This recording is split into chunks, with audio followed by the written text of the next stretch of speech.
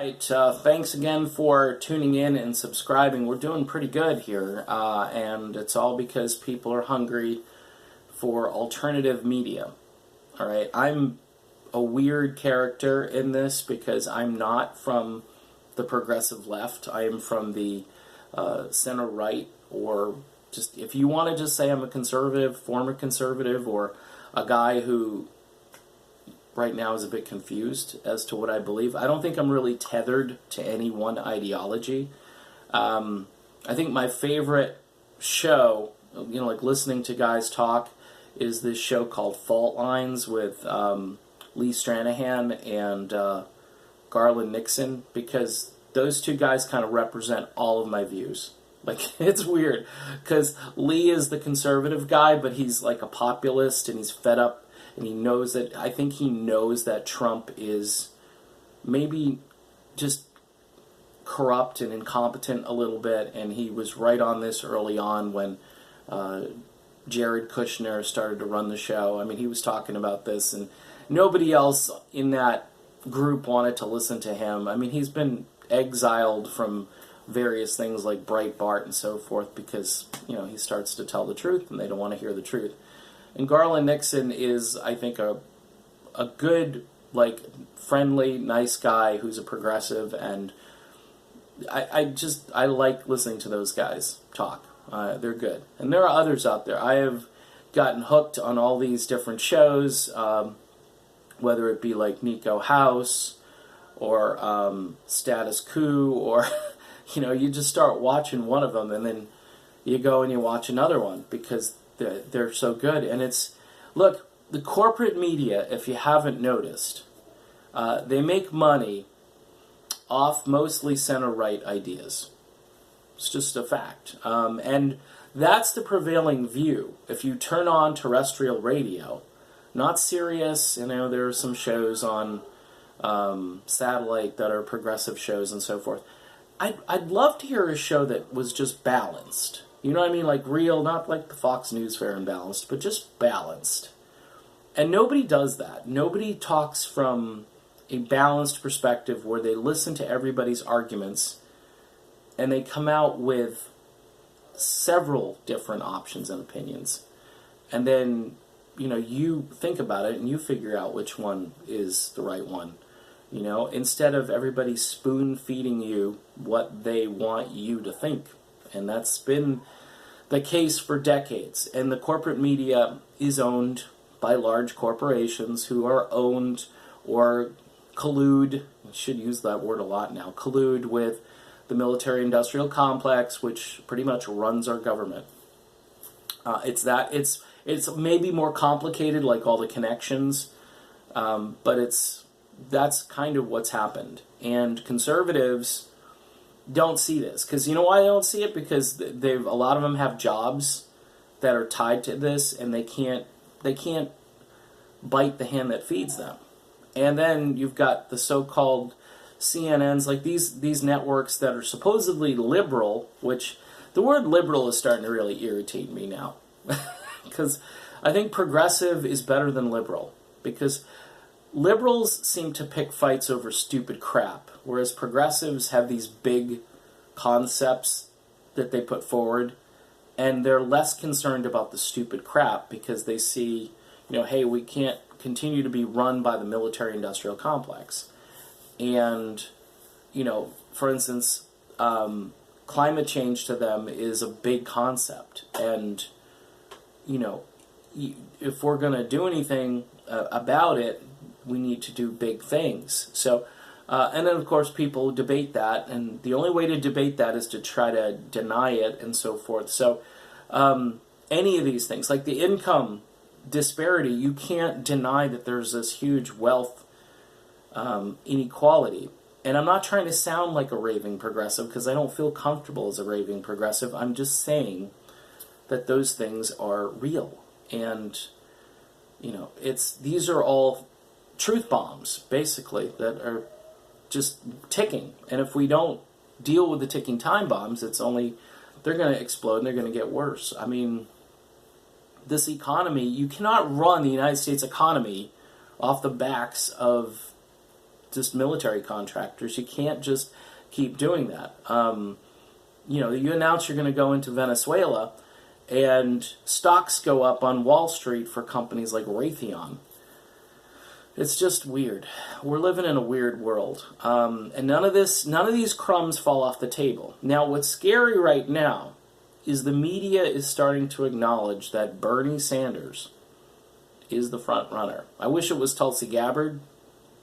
It's not, but Tulsi's getting closer to getting on that debate stage.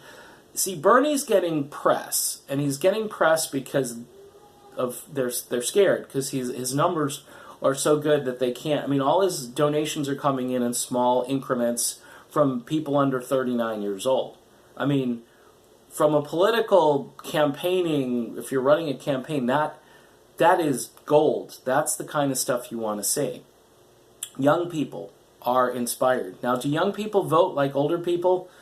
Sometimes they don't. That's the issue. But I think Bernie, being that he's an old white guy, and we heard that he was an old white guy with crazy hair the other day in the Washington Post, he will get some older folks who are coming on board. And he's got all the other support that you need. And these guys are just freaking out because here comes a guy who might break up the banks, which has to happen, who might call Wall Street out on their behavior, which, even, look, when I was a conservative, like a hardcore conservative, I didn't like Wall Street. I knew Wall Street was, there are issues that are intersecting. Libertarians, even just straight up conservatives know that,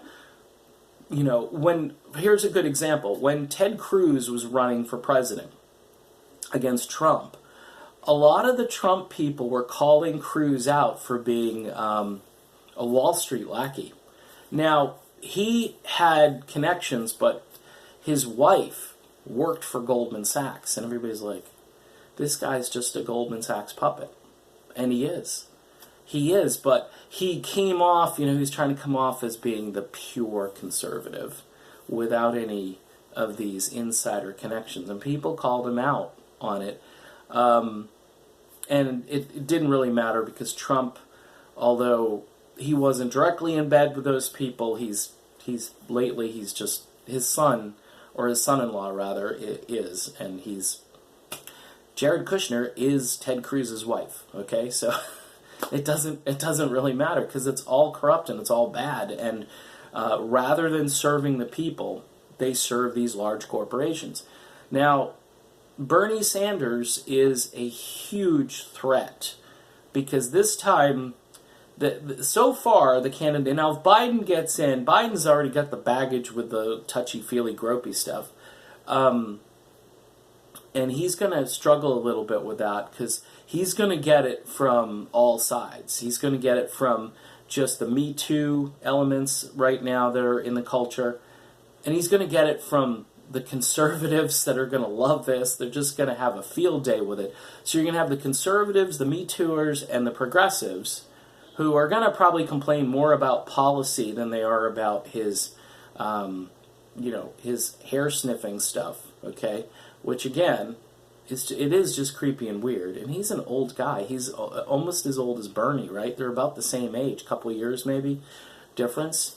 But there's no allegations like that against Bernie Sanders. There have been some allegations about staffers and so forth, but not Bernie himself.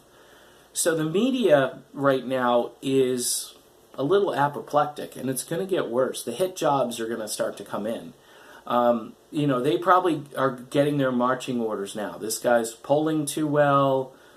You need to talk about Kamala Harris. Her campaign appears to be going nowhere. I mean, I don't know. Maybe it'll go somewhere. But she and Cory Booker, I think, I don't know. I don't know what their motivations were for running for president. Beto is the guy who could replace Biden as the front runner because that's what America typically gravitates towards. This is like the Oprah Winfrey crowd, the people that are all going to be doing just oohing and eyeing about him as a man, as what he represents but not anything that has to do with ideas. Just because he's a blank slate. He'll say what he needs to say. He'll play, progressive during the primaries, and he'll move to the center like he governed or like he voted. And, it'll be him versus Trump. It'll be one personality disorder against another personality disorder. In the meantime, we need solutions and ideas. Tulsi Gabbard, okay, if she got the nomination, and I'll say this, and I'll keep saying it, and nobody wants to hear it, but I'll say it again. Tulsi Gabbard would beat Donald Trump in a landslide. She would beat him in a landslide. She and her party has the power to beat Donald Trump. Do they want to? That's the big question. Bernie is going to go head-to-head against Trump, and the conservative media will go just crazy, painting Sanders as a crazy socialist. What Sanders would have to do at that point is explain himself better to the working class people, to the people that are afraid. All of these different groups on the right who would see Sanders as like, I don't know, Hugo Chavez or whatever they're going to brand him as. One thing is coming in from the conservative side, this has to be explained better. You can't just blurt out socialism. And I'm not saying it's necessarily a bad word. I'm just saying you can't blurt it out and not tell people what this means. And again, like I've said before, and I've heard this from Jimmy Dore and a few other people, but they don't dwell on it too much, is that this really isn't socialism. What it is capitalism with some controls, with some regulations, or with some restraint where it goes amok, okay? And that's the way it ought to be explained to people. You'll get a much wider, your net is cast wider at that point, and people's ears are opened. Explaining it is the key. And with any kind of philosophy, by the way, any kind of political system, it needs to be explained, because labels will kill candidates if they're labeled a certain way.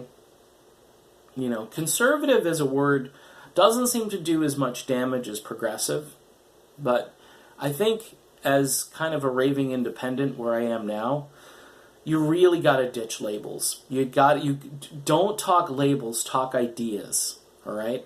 And you win.